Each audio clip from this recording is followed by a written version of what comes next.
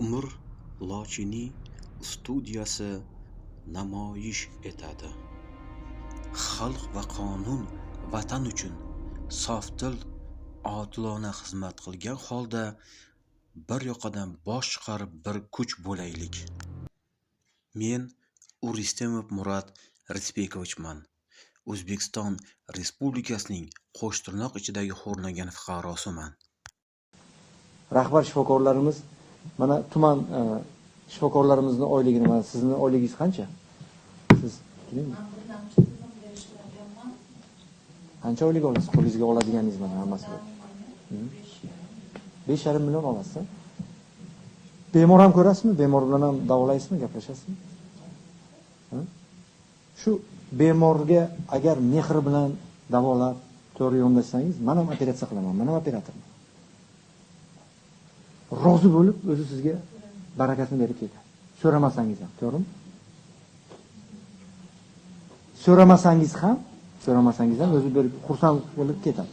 Ochiq oydin aytaman, men vazir sifatida men uchun aytish bu qanchalik to'g'ri, lekin men ochiq aytaman. Yetmaydi. Mana savol. Yetmaydimi degan savolni o'zimizga o'zimiz berishimiz kerak edi.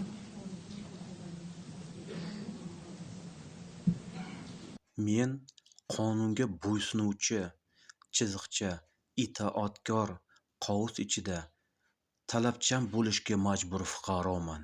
Chunki men atayin va qasddan tegishli boshqarmalar tomonidan, tegishli shifokorlar tomonidan, tegishli amaldorlar tomonidan, tegishli organ xodimlari tomonidan, tegishli fuqarolar tomonidan ruhiy kasalga hamda jinoiy tarzdagi tuhmatlarga duchor bo'lgan fuqaroman. Bu haqida isbotlashga judayam ko'p dalillarim, diktafon zapislarim, ariza va javob xatlarim, fotofaktli suratlarim bor. Menga va haqiqatga chin dildan qasddan qarshi bo'layotgan tegishli joylar umuman meni murojaatlarimni, huquqimni, hurmatimni, sog'lig'imni, inson ekanligimni, hatto O'zbekiston Respublikasi fuqarosi ekanligimni inobatga olishmasdan qasddan bepisandlik bilan meni har tomonlama oyoq osti qilib kelmoqda. 2013-yili 17-avgust kunidan beri va 4-aprel 2014-yildan beri jinoiy tarzda sudlanib, amnistiya gelintirib o'sha kuni, shundan so'ng bir necha menga nisbatan adolatsiz jinoiy ma'muriy ishlar tuhmat bilan amalga oshirildi. Bu haqida juda ko'p joylarga, hattoki asosiy joy deb ko'rsatay, Prezident Vertobur qabulxonasiga, markaziy qabulxonasiga murojaat qilib, 1000 raqamiga hanuzgacha baraka topmayapman. Murojaatlarimni vakolati yo'q joylarga yuboradi, tegishli joylarga yubormaydi va nazoratga olmaydi. Hatto javob xatsiz ham qolib kelaman. Ilk murojaatim 9-oktyabr 2016-yildan bugungi kun mana 18-aprel 4-oy 2025-yilgacha davom etib kelyapti. Men ushbu murojaatlarimni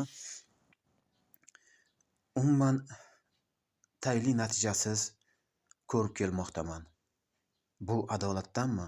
Men O'zbekiston Respublikasi fuqarosi bo'lib, o'z tug'ilib o'sgan ona vatanimda mana shunday itday xo'rlanishlarim bu yuqoridagilarga tegishli joylarga kerak ekanda, men shunday o'z huquqimni talab qilib, ularni kirdikorlarni ko'rsatganim ayibmi?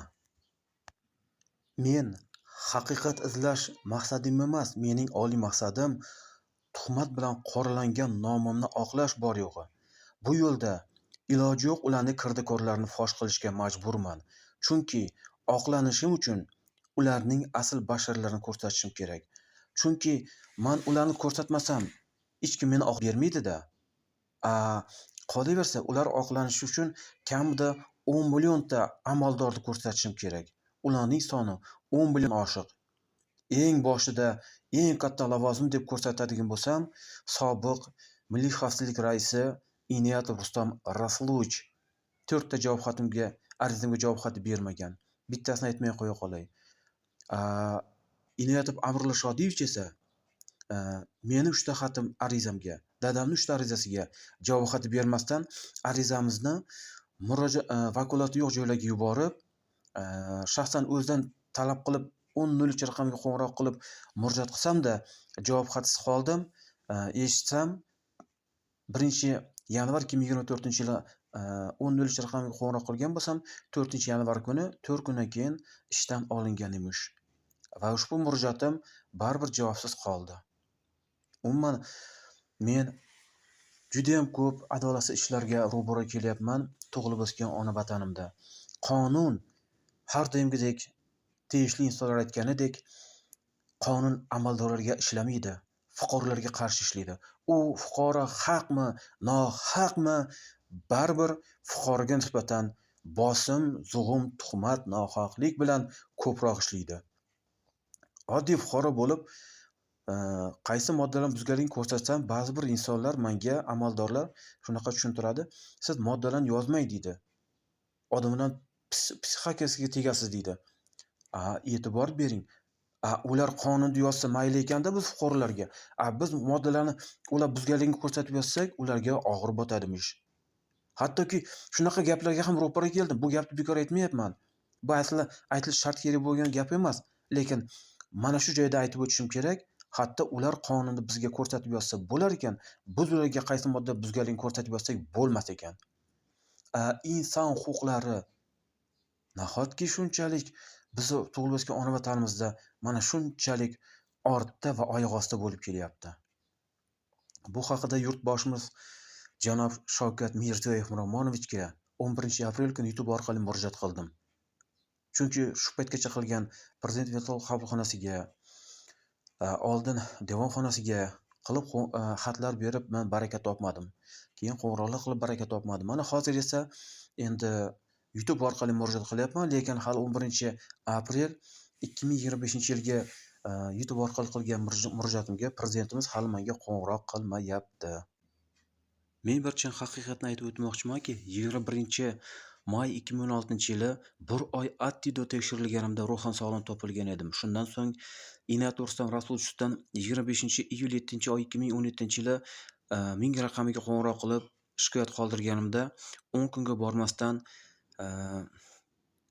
24-oktyabr 2017-yili atayin ruhiy kasalga chiqarildim. Inat Rustam Rasulovdan 25-iyul 2017-yil yozgan bo'lsam, 5-avgust 2017-yili уже menga hujum boshlandi. Men u kishini ko'rsatib bera olmayman, lekin hujjatdagi nomlari kiritilgan insonlarni hanuzgacha ko'rsatib berish imkoniyatim juda ham keng va isbot dalillarim qo'limda. Men avval davlat organ xodimi bo'lib ishlaganman. O'z xohishim bilan bo'shab, shundan so'ng voyinchasida o'qchi bo'lib ishlaganman. Va undan keyin ruhan sog'lom topilgan odam qanday qilib ruhiy kasalga chiqarilishi mumkin? E'tibor beringlar-da.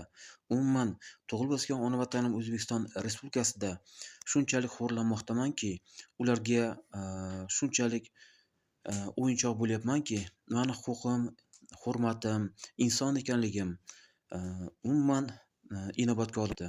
Hurmatli yurtboshimiz Shavkat Mirziyoyev Miromonovich, sizga ushbu murojaatimni YouTube orqali yetkazmoqdaman. Assalomu rahmatullohi va barakatuh.